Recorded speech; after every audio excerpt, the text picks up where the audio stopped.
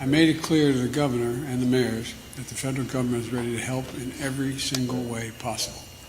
And I want to repeat what I said yesterday to the people of Florida. This storm is incredibly dangerous, to state the obvious. It's life-threatening. You should obey all warnings and directions from emergency officials. Don't take anything for granted. Use their judgment, not yours. Evacuate when ordered. Be prepared. The storm warnings are real, the evacuation notices are real, the danger is real, and when the storm passes, the federal government's going to be there to help you recover. We'll be there to help you clean up and rebuild, to help you get Florida get moving again. And we'll be there at every step of the way. That's my absolute commitment to the people of the state of Florida.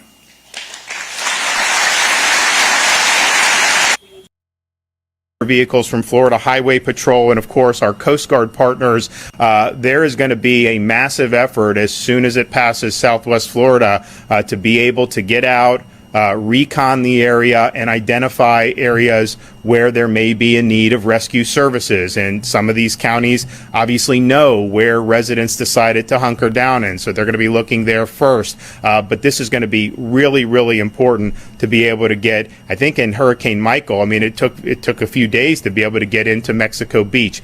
We have the air assets to be able to recon and know where the and 864 of those are either in process or completed. We are working as quickly as we can to address the needs of those impacted areas. This morning I talked with each and every local emergency manager in the direct path of the storm. If you are sheltering in place in the path of the storm, we're asking you to now please visit floridadisaster.org and not evacuate so that we know where you're at. This is not a substitute for 911. If you have an immediate need and you need first responder assistance, you need to dial 911. Organize in disaster response, especially as it pertains to storms, and we have search and rescue teams, we have law enforcement. Concern for the potential for a tornado here as it tracks to the north and west. You see the reds there is the rain moving away from the storm, and the greens coming up like this. So you have that rotation. Is Cape Coral. This is a parking garage in Naples, is immobilized in water too deep and too powerful. While just a few blocks away, what appears to be the roof of a house floating away. Sustained wind pressure. Florida's governor underlined the dangers in all of it, urging the millions in Ian's path to do whatever they can to get out of it. They progressed, and as Ian punched its way inland, the biggest city along the coast caught a break. Tampa missed the worst of it, but Ian nonetheless left its mark. Just to give you a sense of what the storm has done to Tampa Bay so far, we've come down into Tampa Bay, into the bay itself, to see where the waterline normally... Those living nearby couldn't resist the rarest of moments to venture to the bottom of the bay just by walking.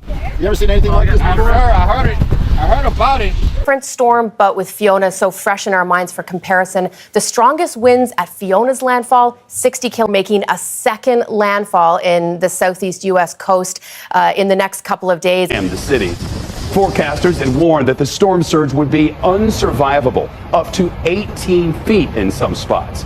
A short time ago, Lee County officials said people were calling for 911 help, but they were stranded in high water. But they had to hold back their rescue teams because conditions are still too dangerous. To give you an idea of how ferocious the winds there were, look at this. Englewood Beach, right by the eye wall of the hurricane, shortly before it made landfall. This webcam did not last long after this moment. It froze and got knocked offline just minutes later. And this is a parking lot in Naples during the peak of the storm. The storm surge topping a record-breaking 9 feet there. Floodwaters picking up cars and smashing them together. The water reaching the balconies of second-story beach condos. And this refrigerator removed from a home and bobbing violently in the waves. Again, this to Florida. 155 miles per hour winds. Take a look at the cars now. They're all bunched into each other over there. The wind continues to ramp up. But we're going to get smashed here. There are downed trees literally everywhere, all over this area. This is what Ian looks like from space. A swirling monster. Those flashes, lightning. I can't hear anything and I can't see anything through here. Their reporters were in the thick of it, wearing baseball helmets for protection against projectiles. I just got knocked in my butt. You can hardly see anything out here. Jim Cantori had some close calls. First, he almost got struck by lightning. Then he got hit with a tree fall, and Hurricane Ian continues its catastrophic rampage. The Category 4 storm moving at an excruciatingly slow pace. Only 8 miles per hour forward progress. What you see here is beach for the first time in 6 hours. We didn't see sand. We couldn't see anything. Now, there are a number of things that are still going on. Panic, thank you. Northport really took a beating from Hurricane Ian. It's not nearly as bad. Ian wasn't, Ian was gaining strength as it moved parallel to Key West. And then it really picked up strength once it moved, it was north of Key West and going from, a Cat 2 to a Cat 4, almost a Category 5. So, of course, you'll see some flood damage. They did pick up a lot of rain, but keep in mind, Key West was not on that northwest side of the storm, which, obviously was the worst side, is the worst side. They were on the southeast. So more likely they would have encountered isolated tornado or two. Just like Fort Lauderdale, Miami into Broward, Miami-Dade County, same thing in Key West.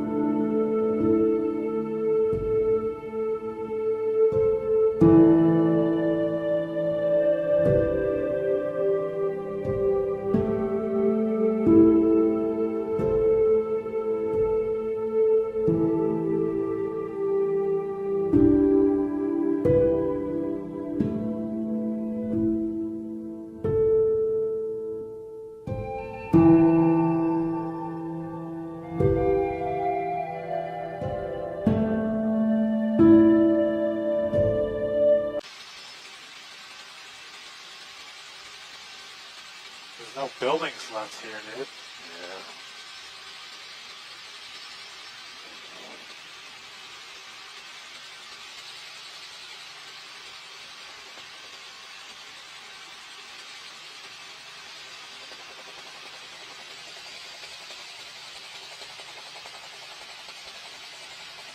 Just see signals going off.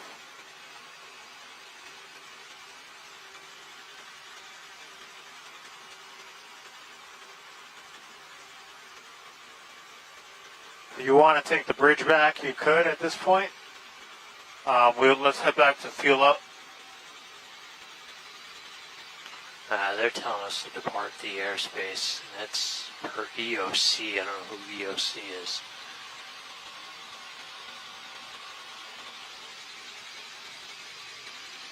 EOC, what does that stand for?